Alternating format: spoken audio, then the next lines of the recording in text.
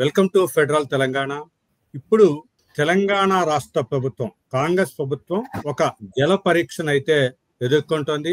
దీన్ని కాంగ్రెస్ అధికారంలో ఉన్న కర్ణాటక నుంచే ఈ ప్రమాదం పొంచి ఉంది. ఆల్మట్టి ఎత్తును 519 అడుగుల నుంచి 524 అడుగులకు పెంచుతామని ఇటీవల 2 రోజుల క్రితం కర్ణాటక జలవనరుల శాఖ మంత్రి ప్రకటించడం అయితే హీట్ పుట్టిస్తోంది. దీని మీద బీఆర్ఎస్ మిగతా పార్టీలు అసలు రేవంత్ రెడ్డి ఇప్పుడు ఏం చేస్తాడు అనే దాని మీద, అంటే మొన్నటిదాకా బనకచెల్ల ఏపీతో వివాదాన్ని సర్దుమనక ముందే ఇంకోటి కాంగ్రెస్ రాష్ట్రంతో ముడిపడి ఉన్న వివాదమే తెర మీదకి వచ్చింది. దీని మీద చర్చించడానికి మనతో పాటు ఇక్కడ శ్రీధర్ దేశపాండే గారు జలవనరుల నిపుణులు, రిటైర్డ్ చీఫ్ ఇంజనీర్ ఉన్నారు. దాన్ని ఇప్పుడు శ్రీధర్ గారు, మీరు ఈ వివాదాన్ని ఏ విధంగా చూస్తారు? దానివల్ల అంటే ఆల్మట్టి ఎత్తు కర్ణాటక ప్రభుత్వం పెంచటం వల్ల తెలంగాణకు వచ్చే నష్టం ఏంటి? నమస్తే కృష్ణకుమార్ గారు. దీనికి దీని వాస్తవాలు తెలుసుకోవాలంటే కొంత క్రెడిబిలిటీ టు చరిత్రకు వెళ్ళాలి. నిజానికి ఇది కొత్తగా వచ్చిన సమస్య ఏం కాదు. కొంత మనం చరిత్రలోకి వెళ్తే 2013లో కృష్ణా వాటర్ డిస్ప్యూట్ ట్రిబ్యునల్ 2 అంటే బ్రిజేష్ కుమార్ ట్రిబ్యునల్ ఏదైతే మనకు ఫైనల్ రిపోర్ట్ గవర్నమెంట్ ఆఫ్ ఇండియాకి సబ్మిట్ చేసిందో, ఆ సబ్మిట్ చేసిన రిపోర్ట్లోనే కర్ణాటకకి ఆల్మట్టి డ్యామ్ ఎత్తు పెంచుకోవడానికి, అంటే 519 మీటర్ల అడుగుల ఎత్తు నుంచి 524 ఎత్తు వరకు పెంచుకోవడానికి అనుమతి ఉంది. దాంట్లో ట్రిబ్యునల్ అవార్డులోనే అనుమతి ఉంది. సో దానివల్ల ఏమవుతుందంటే, ఇప్పుడు 130 టీఎంసీల స్టోరేజ్ ఏదైతే ఆల్మట్టిలో ఉందో అది 100 టీఎంసీలు పెరిగే అవకాశం ఉంది. అంటే 250 టీఎంసీల వరకు అది స్టోర్ చేసుకునే అవకాశం ఉంది. వాళ్ళు డ్యామ్ని ఆల్రెడీ ఆ ట్రిబ్యునల్ అవార్డుని ఆధారం చేసుకొని వాళ్ళు డ్యామ్ని, గేట్లని, హాయిస్టింగ్ మెకానిజంని, డెక్ స్లాబ్స్ని అన్నిటి రెడీ చేసుకున్నారు. వాళ్ళు 500 ఉన్నారు. నేను ప్రత్యేకంగా చూసిన వాడిని కాబట్టి చెప్తున్నాను. నేను మీరు ఆల్మట్టి డ్యామ్ ఇమేజెస్ కేంద్ర ప్రభుత్వం అనుమతి కూడా వచ్చింది అనేది వినండి నేను చెప్తాను. దాంట్లో కొద్ది చరిత్ర చెప్పిన తర్వాత ప్రస్తుతానికి వద్దాం. మీరు డ్యామ్ ఇమేజెస్ కనుక చూస్తే ఇంటర్నెట్ లో చాలా ఉన్నాయి. 524 వరకు ఆల్రెడీ కట్టుకొని ఉన్నారు వాళ్ళు. కాకపోతే ట్రిబ్యునల్ యొక్క తీర్పుని సుప్రీంకోర్టు స్టే ఇచ్చిన కారణంగా 519కే ఇప్పుడు వాళ్ళు రిస్ట్రిక్ట్ చేసుకున్నారు. ఎట్లా? ఆ స్పిల్వే గేట్స్ యొక్క ఓపెనింగ్స్ ని కట్ చేసేసి, ఆ ప్లేట్స్ ని కట్ చేసేసి 519 వరకే వాళ్ళు దాన్ని గేట్స్ ని పెట్టుకుని ఉన్నారు. సో వాళ్ళ కన్స్ట్రక్షన్ అంతా 524 వరకు అయిపోయి ఉన్నది. డ్యామ్ నిర్మాణం అయ్యింది. 519 దగ్గరనే వాళ్ళు నీటి స్టోరేజ్ ని రిస్ట్రిక్ట్ చేసుకుంటున్నారు. కానీ డ్యామ్ కన్స్ట్రక్షన్ అంతా కూడా 524 వరకు అయిపోయి ఉన్నది. నేను డ్యామ్ ని ప్రత్యక్షంగా చూసి చెప్తున్నాను. మీరు ఇంటర్నెట్ లో ఆల్మట్టి డ్యామ్ ఇమేజెస్ కనుక చూస్తే కూడా మీకు ఆ ఓపెనింగ్ స్పష్టంగా కనిపిస్తాయి. సో ఇదంతా కూడా సుప్రీంకోర్టు యొక్క స్టే కారణంగా జరిగింది. అయితే ప్రస్తుతానికి వాళ్ళు ఇప్పుడు ఇది 12 ఏళ్ల కింద జరిగిన స్టే కాబట్టి, నిజానికి ఒక ట్రిబ్యునల్ యొక్క రిపోర్ట్ 12 ఏళ్ల పాటు స్టే ఉండడం అనేది అసాధారణమైన విషయం. వాళ్ళు ఒత్తిడి పెడుతున్నారు. మేము ట్రిబ్యునల్ యొక్క తీర్పుని అనుభవించలేకపోతున్నాము, దాంట్లో మాకు వచ్చిన బెనిఫిట్స్ మేము అనుభవించలేకపోతున్నాము, త్వరితగతిన దాన్ని పరిష్కరించండి అని చెప్పి సుప్రీంకోర్టుని వాళ్ళు తలుపు తడుతా ఉన్నారు. కేంద్ర ప్రభుత్వం యొక్క తలుపు తడుతా ఉన్నారు. దీన్ని పరిష్కారం చేయండి. ట్రిబ్యునల్ తీర్పు వచ్చి 2013లో వచ్చిన తీర్పు ఇప్పటిదాకా 10-12 ఏళ్ల తర్వాత కూడా అది అమల్లోకి రాలేకపోతున్నది. మేము నష్టపోతున్నాము, దాని యొక్క బెనిఫిట్స్ మేము అనుభవించలేకపోతున్నాం. కాబట్టి త్వరితగతిన పరిష్కరించండి అని చెప్పి వాళ్ళు సుప్రీంకోర్టుని తడుతున్నారు. హియరింగ్స్ కూడా మొదలైనవి దానికి ఆ కేసు మీద. అయితే 2013లో అప్పుడు ఉమ్మడి రాష్ట్రం ఉంది కాబట్టి ఉమ్మడి రాష్ట్రం దీని మీద పిటిషన్ వేసి స్టే తీసుకొచ్చింది. దాంట్లో గ్రీవెన్సెస్ ఆంధ్రప్రదేశ్ ప్రభుత్వానికి ఉన్నాయి. అదే మనం కూడా దాంట్లో భాగమే కాబట్టి మనకు కూడా గ్రీవెన్సెస్ ఉన్నాయి. సో 2014లో తెలంగాణ రాష్ట్రం ఏర్పడిన తర్వాత మనం కూడా ఒక ఇంప్లీట్ పిటిషన్ వేసి ఒక రాష్ట్రంగా ఆ కేసులో భాగస్వామిగా మనం మారినాం. సో దాని మీద ఆర్గ్యుమెంట్స్ జరుగుతూ ఉన్నాయి. ఈ లోపల మనకు పత్రికల్లో వచ్చిన వార్త, నేను ముఖ్యంగా తెలుగు పత్రికలు చదవలేదు కానీ హిందూ వార్త చదివాను నేను. హిందూలో వాళ్ళు అంటే ఈ 524 అడుగుల దాకా స్టోరేజ్ చేసుకోవడానికి కావలసిన భూసేకరణ అంతా చేసుకొని మనం ట్రిబ్యునల్ తీర్పు పరిష్కారం అయ్యే వరకల్లా మనం రెడీగా ఉందాము, మొత్తం నీటిని నింపడానికి మనం అన్ని అనుకూలమైన పరిస్థితులు క్రియేట్ చేసుకుందామనే ఉద్దేశంతో వాళ్ళు బహుశా క్యాబినెట్ లో చర్చించి ఉంటారు. భూసేకరణ చేద్దాము, భూసేకరణ చేసి మనం రెడీగా ఉందాము. యాజ్ సూన్ యాజ్ ట్రిబ్యునల్ పరిష్కారం చేసిన తర్వాత మనం 524 వరకు నీటి నింపుకోవడానికి మనకు ఆల్రెడీ వ్యవస్థ డ్యామ్ నిర్మాణం అయ్యింది కాబట్టి ఈ లోపల మనం భూసేకరణ చేసుకుందామనే నిర్ణయానికి వచ్చి ఉంటారు. ఇది చరిత్ర. అయితే ఇంతకుముందే మనం చాలాసార్లు చర్చించుకున్నాం, బనకచెర్ల సందర్భంగా కూడా చర్చించుకున్నది ఏంటంటే ఈ ఆల్మట్టి డ్యామ్ ని గనక వాళ్ళు 524 వరకు స్టోరేజ్ చేసుకునే పరిస్థితి కనుక సుప్రీంకోర్టు వాళ్ళకి అనుకూలమైన తీర్పు ఇస్తే కనుక మనం స్పష్టంగా నష్టపోయే అవకాశం ఉంది రెండు రాష్ట్రాలు. ఎందుకంటే మనకి ఇప్పుడు వస్తున్న నీళ్ళే ఆల్మట్టి అండ్ నారాయణపూర్ దాటుకొని ఇంకా దాని కింద ఉన్న కొన్ని బ్యారేజెస్ దాటుకొని కిందికి రావాలి కాబట్టి చాలా డిలే అవుతున్నది మనకు. సో ఈ గత 2-3 సంవత్సరాల నుంచి విపరీతంగా వర్షాలు పడడం కారణంగా ఆ సమస్య కాలేదు, తెలవలేదు. కానీ గత అనుభవాలను దృష్టిలో చూస్తే కరువు అంటే సాధారణ వర్షపాతం ఉన్న సంవత్సరాల్లో కూడా, కరువే కాదు సాధారణ వర్షపాతం ఉన్న సంవత్సరాల్లో కూడా మనకు ఆగస్టు వరకు నాగార్జున సాగర్ నీళ్ళు వచ్చే పరిస్థితి లేదు. నీళ్లు ఆగస్టు తర్వాత కానీ నాగార్జున సాగర్ నింపుకునే పరిస్థితి ఉండే లేదు. ఇప్పుడు వాళ్ళు 100 టీఎంసీలు అదనంగా నింపుకుంటే ఇక పరిస్థితి ఎట్లా ఉంటుందో మీరు ఊహించండి. సో ఇది రెండు రాష్ట్రాలకు ఉండే సమస్యనే. అయితే ఇది ట్రిబ్యునల్ ఇచ్చిన తీర్పు, ఇది దానికి మనం ఎవరేం చేయలేము. ట్రిబ్యునల్ యొక్క తీర్పు అది. సో ట్రిబ్యునల్ వ్యతిరేకంగా ఇచ్చింది, కట్టొద్దు అనే వాదన ఏదో వస్తుంది. ట్రిబ్యునల్ స్టే మాత్రమే ఇచ్చింది. ట్రిబ్యునల్ యొక్క తీర్పుని స్టే చేసింది. సో స్టే చేసిన దాన్ని ఇప్పుడు ఏం ఫైనల్ తీర్పిస్తుంది, మళ్ళీ రివ్యూ చేయబోతుందా, ట్రిబ్యునల్ ని ఈ వీళ్ళ గ్రీవెన్సెస్ ని మళ్ళీ అడ్రస్ చేయండి మీరు అని చెప్పి అడుగుతుందా, లేదంటే లేదు ఇవన్నీ ఆల్రెడీ సెటిల్డ్ డిస్ప్యూట్స్ కాబట్టి స్టేని ఎత్తేస్తుందా, ఇది సుప్రీంకోర్టు ఏం చెప్తుంది అనే దాని మీద ఆధారపడి ఉంటుంది. సుప్రీంకోర్టు స్టే ఎత్తేస్తే గవర్నమెంట్ ఆఫ్ ఇండియా ఏం చేస్తుంది, ఈ రిపోర్ట్ ని గజెట్ రూపంలో గజెట్ నోటిఫికేషన్ ఇస్తుంది. గజెట్ నోటిఫికేషన్ ఇస్తే సుప్రీంకోర్టు అంటే ట్రిబ్యునల్ యొక్క తీర్పు సుప్రీంకోర్టు తీర్పుతో సమానం అయిపోతుంది. అది ఇంటర్ స్టేట్ వాటర్ ట్రిబ్యునల్ చట్టంలోనే ఉంది. ఒకసారి ట్రిబ్యునల్ అవార్డు గనక గజెట్ అవుతే, గవర్నమెంట్ ఆఫ్ ఇండియా గజెట్ రూపంలో దాన్ని తీసుకొస్తే, రాజపత్రంగా మారిస్తే that will become judgment of Supreme Court. అంటే ఆ స్థాయి దానికి దొరుకుతుంది. కాబట్టి ఇప్పటిదాకా గజెట్ కాలేదు. సో సుప్రీంకోర్టు యొక్క తీర్పు మీద ఆధారపడి ఉంటుంది. సుప్రీంకోర్టు స్టే ఎత్తేస్తే కనుక government of India gazette notification చేస్తుంది. గజెట్ నోటిఫికేషన్ చేస్తే ఇక దానికి ఆ తీర్పు అమల్లోకి వచ్చినట్లు లెక్క. సో దాని వల్ల ఏమవుతుందంటే మనకు ఆల్మట్టి డ్యామ్ నింపుకోవడానికి కర్ణాటకకి అన్ని హక్కులు వస్తాయి. ఇప్పటివరకైతే స్టే ఉంది కనుక సుప్రీంకోర్టు తీర్పుని ఉల్లంఘించి వాళ్ళు 524 వరకు నీటి నింపలేరు. ఈ వాస్తవాన్ని మనం గమనించాలి. ఇది ఇప్పుడు కొత్తగా వచ్చిన సమస్య ఏం కాదు, నిజానికి 2013లో వచ్చిన సమస్య. ఇది ఇంతగా ముందు కూడా చంద్రబాబు నాయుడు అక్కడికి ఆల్మట్టి డ్యామ్ దగ్గరికి వచ్చి గొడవ చేయటం, అదంతా కూడా అరెస్ట్ చేయటం, ఇదంతా కూడా జరిగినాయి కదా. అప్పుడే అవన్నీ జరుగుతున్నాయి. ఇదే చెప్తున్నా కదా, 2013లో వచ్చినటువంటి ట్రిబ్యునల్ తీర్పు ఆధారంగానే వాళ్ళు డ్యామ్ ని నిర్మాణం చేసుకున్నారు తప్ప వాళ్ళు నిర్మాణం చేసుకునేదేం కాదు. అది వాళ్ళకు ఉండే హక్కు. అది దానివల్ల నష్టపోతుంది అనే మాట వాస్తవమే. మనకు నీటి ఇన్ఫ్లోస్ తగ్గిపోతాయి, అది మాత్రం ఖచ్చితంగా జరిగే నష్టమే. అయితే ఒకవేళ సుప్రీంకోర్టు మన రెండు రాష్ట్రాల ఆర్గ్యుమెంట్స్ ని అంగీకరించి ట్రిబ్యునల్ తీర్పుని మళ్ళొకసారి రివ్యూ చేయమని గనక ఆర్డర్ కనుక వేస్తే సుప్రీంకోర్టులో మళ్ళా ఇది రీఓపెన్ అవుతుంది, ఈ కేసు రీఓపెన్ అవుతుంది. సో అప్పుడు రెండు రాష్ట్రాల వాదనలు, వాళ్ళ రాష్ట్రాల వాదనలు విని ఒకవేళ రివ్యూకి అవకాశం ఉంటే ఈ అంశాల పట్ల మరి ట్రిబ్యునల్ ఎట్లా స్పందిస్తుంది అనేది వేచి చూడాల్సి ఉంటుంది. ఇదంతా చాలా రేపటి నుంచి 3 రోజుల పాటు కృష్ణా ట్రిబ్యునల్ ఇది కూడా ఉన్నాయి, విచారణ కూడా ఉంది.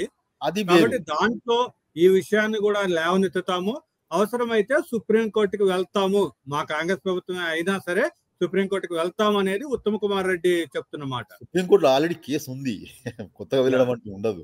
సుప్రీంకోర్టులో తెలంగాణ ప్రభుత్వం 2014లోనే ఇంప్లీట్ పిటిషన్ వేసింది, ఆ కేసులో భాగస్వామిగా ఉన్నది కాబట్టి కొత్తగా వేసే పిటిషన్ ఏముండదు. కాకపోతే జరిగే ఆర్గ్యుమెంట్స్ లో మన వాదన వినిపించాలి. సుప్రీంకోర్టు ముందు ఆ కేసు వాదనలోకి వచ్చినప్పుడు, ఆర్గ్యుమెంట్స్కి వచ్చినప్పుడు మన వాదనని సమర్థవంతంగా వినిపించి సుప్రీంకోర్టుని కన్విన్స్ చేసుకుని రివ్యూని మనం సాధించుకోగలగాలి. బ్రిజేష్ కుమార్ ట్రిబ్యునల్ కు మళ్ళా రిఫర్ చేసి రిఫర్ చేసిన కారణంగా ఒకసారి పరిశీలించి దాని మీద తీర్పుని ఏమన్నా పునఃసమీక్ష చేసుకునే అవకాశం ఉంటే అది మనకు కొంత మేలు జరిగే అవకాశం ఉంది.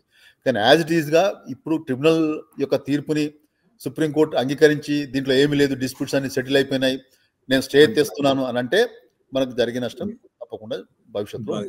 అంటే వీళ్ళకున్న ఆప్షన్స్ ఏంటండి?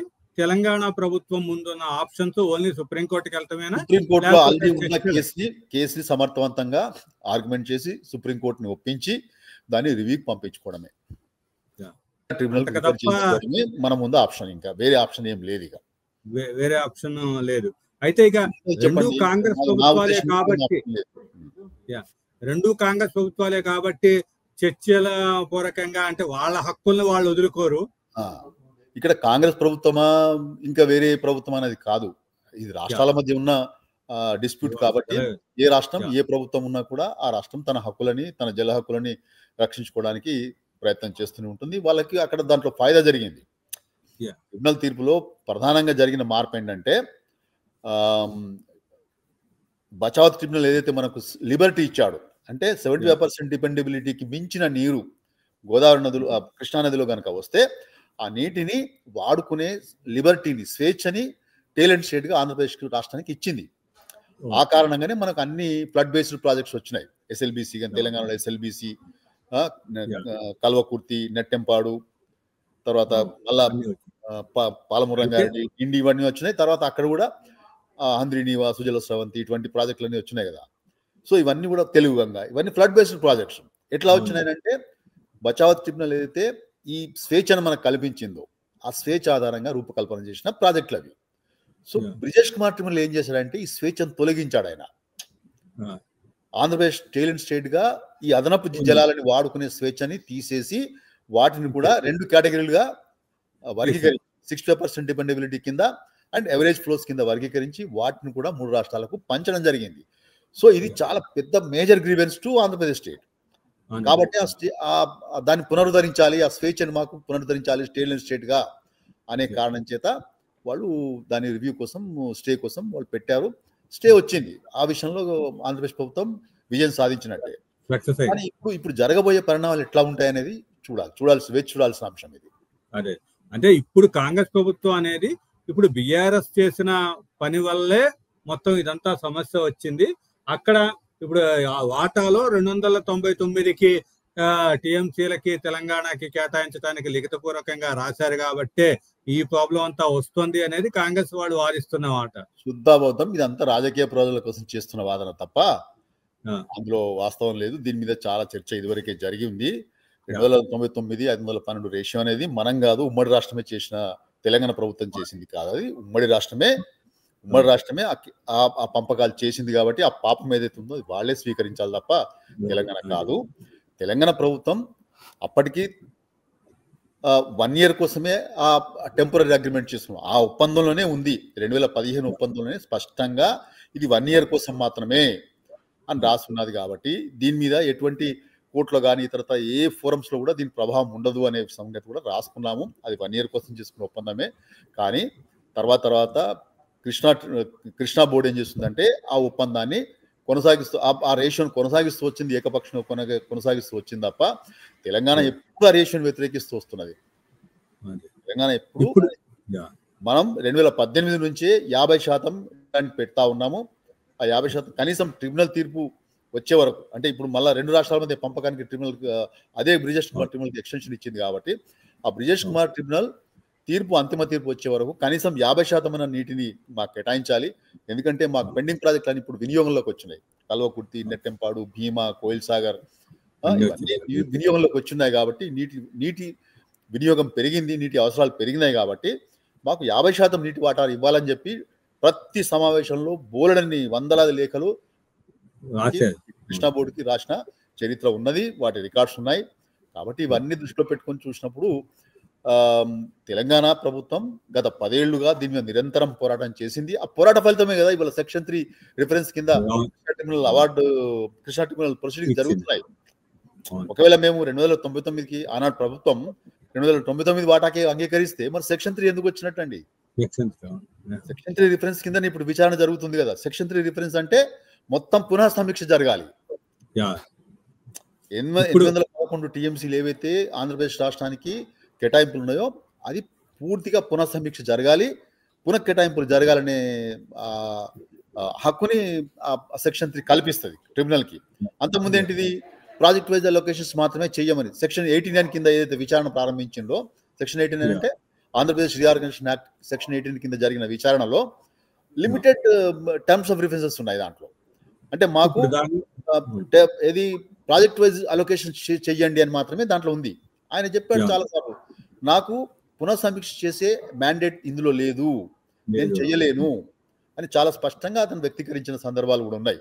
కాబట్టే మనం దాని మీద గవర్నమెంట్ ఆఫ్ ఇండియా మీద ఒత్తిడి పెట్టి సాధించి పోరాటం చేసి సెక్షన్ 3 రిఫరెన్స్ తీసుకొని సెక్షన్ 3 ద్వారా కొత్త టర్మ్స్ ఆఫ్ రిఫరెన్సెస్ ని మనం ట్రిబ్యునల్కి అందజేసినాం ఇప్పుడు. సో వాటి ఆధారంగానే ఇవాళ విచారణ జరుగుతున్నది. సో ఇక్కడ ఏమైతుందంటే పునఃసమీక్ష జరుగుతుంది. 811 టీఎంసీలని 2 రాష్ట్రాల మధ్య పునః పంపిణీ చేస్తారు. సో పునః పంపిణీలో ఖచ్చితంగా మనం 575 టీఎంసీలు గత ప్రభుత్వం పెట్టింది, ఈ ప్రభుత్వం కూడా అదే దాన్ని కొనసాగిస్తున్నది. మంచి విషయమే కదా, కొనసాగించాలి. ఎందుకంటే ఏ ప్రభుత్వం ఉన్నా కూడా మన రాష్ట్ర ప్రజలు ముఖ్యం కాబట్టి మొత్తం 811 టీఎంసీలలో న్యాయబద్ధంగా చట్టబద్ధంగా ఏ కృష్ణా బేసిన్ పారామీటర్స్ ద్వారా చూసినా కూడా 575 టీఎంసీలు మనకు రావాలి అని చెప్పి మనం డిమాండ్ పెట్టాము. సో డిమాండ్ మీద మన ఇంజనీర్లు, ఇంట్రెస్టెడ్ వింగ్ సంబంధించిన ఇంజనీర్లు వాదనలు చేస్తున్నారు, మన అడ్వకేట్ కూడా వాదనలు చేస్తున్నారు. సో దాని ఫలితం ఎట్లా ఉంటుందని చూడాలి. ఇక్కడ ఒకరి మీద ఒకరం ఆరోపణలు చేయడం కాదు, ప్రయోజనాలే జరుగుతున్న ఆర్గ్యుమెంట్స్ లో మనం సమర్థవంతంగా మన ఆర్గ్యుమెంట్స్ ని ట్రిబ్యునల్ ముందు ప్రవేశపెడుతున్నామా లేదా అనే దాని మీద దృష్టి పెట్టాలి తప్పితే రాజకీయాలు ఇంకెంతకాలం అండి, లేదు కదా నా ఉద్దేశం. ఇప్పుడు చివరగా మీరు రాష్ట్ర ప్రభుత్వానికి ఈ ఆల్మట్టి సమస్యని ఎదుర్కోవటానికి ఒక నీటిపారుదల నిపుణులుగా ఇచ్చే సూచన ఏంటి? లేదు, సూచన ఏం లేదు. మన ఇంజనీర్లకు అందరికీ చాలా వెల్ వర్స్డ్ ఈ విషయంలో. వాళ్ళకి ఏం నేను సూచన ఇచ్చేంత స్థాయిలో ఏం లేను, కానీ సుప్రీంకోర్టులో మన ఆర్గ్యుమెంట్ సమర్థవంతంగా వినిపించి దీన్ని మళ్ళా ట్రిబ్యునల్ రిఫర్ బ్యాక్ చేయించాలి. ఆ రిఫర్ బ్యాక్ చేయించడంలో సుప్రీంకోర్టు ఏ మేరకి కన్విన్స్ అవుతుందో దాని మీద ఆధారపడి ఉంటుంది. కేవలం స్టే ఎత్తేస్తే మాత్రం తప్పకుండా జరిగే నష్టం జరిగే అవకాశం ఉంది. దాన్ని రిఫర్ బ్యాక్ చేయించుకోగలిగితే మాత్రం అటు ఆంధ్రప్రదేశ్ తన వాదనలు వినిపించవచ్చు, ఇటు తెలంగాణ కూడా ట్రిబ్యునల్ 2లో జరిగిన అన్యాయాన్ని సవరించమని అడగవచ్చు. సో ఈ రకంగా 2 రాష్ట్రాలు కొంత ప్రయోజనం పొందే అవకాశం ఉంది. కాబట్టి మనం సుప్రీంకోర్టుని కన్విన్స్ చేసుకొని సమర్థవంతంగా 2 రాష్ట్రాలు కలిసి ఆ సుప్రీంకోర్టులో సమర్థవంతమైన ఆర్గ్యుమెంట్ చేసుకోగలిగితే అది మళ్ళా ట్రిబ్యునల్కు రివ్యూకి వెనక్కి వచ్చే అవకాశం ఉంది. సో దీంట్లో మనకు కొంత మేలు జరుగుతుంది. ఆ దిశగా ప్రయత్నించాలి. మన ఇంజనీర్లకి ఈ విషయం చాలా బాగా తెలుసు. నేను కొత్తగా వాళ్ళకి సలహా ఇచ్చే అవసరం ఏం లేదు. వాళ్ళు బాగా వాదిస్తున్నారు కూడా, సమర్థవంతంగా వాదిస్తున్నారు. ఆ విషయాలన్నీ వాళ్ళకి తెలుసు. నేను సలహా ఇచ్చేది ఏం లేదు. ఒకటే మనం కోరుకునేది, మన విష్ఫుల్ థింకింగ్ ఏంటంటే మనందరి విష్ఫుల్ థింకింగ్ ఏమి ఉండాలంటే సుప్రీంకోర్టు దీన్ని మళ్ళీ ట్రిబ్యునల్ పునర్విచారణకి వాపస్ చేయాలి. రాజకీయాలకు అతీతంగా అందరూ కూడా కలిసి 2 రాష్ట్రాలు కూడా అన్ని పార్టీలు కలిసి రాష్ట్ర ప్రయోజనాలను కాపాడుకునే విషయంలో సుప్రీంకోర్టులో దాన్ని మళ్ళీ రిఫర్ బ్యాక్ చేయించే ప్రయత్నం చేయాలి. అయితే అటువైపు నుంచి కూడా మహారాష్ట్ర, కర్ణాటక కూడా 12 ఏళ్ల పాటు వాళ్ళు ఈ ట్రిబ్యునల్ 2 యొక్క తీర్పుని అనుభవించలేకపోతున్నారు కాబట్టి వాళ్ళ ఒత్తిడి కూడా ఉంటుంది, ఉండదని కాదు. సో అన్ని రకాలుగా సుప్రీంకోర్టు ఇప్పుడు దాన్ని పరిశీలించే అవకాశం ఉంది. కాబట్టి ఎట్లా తీర్పు వస్తుంది, ఏం చేస్తుంది అనేది మనం వేచి చూడాల్సి ఉంటుంది. ఇంకా ఓకే అండి, థ్యాంక్ యూ అండి. అక్కడి నుంచి మేము విలువైన సమయాన్ని కేటాయించారు. Thank you. ఇప్పుడు ఆల్మట్టి సమస్యని మొత్తం కూడా సుప్రీంకోర్టులో పోరాటం ద్వారానే మనం కాపాడుకునే అవకాశం ఉందని అయితే తెలుస్తుంది. థ్యాంక్ యూ అండి, చర్చలో పాల్గొన్నందుకు విలువైన సమాజాన్ని. Thank you.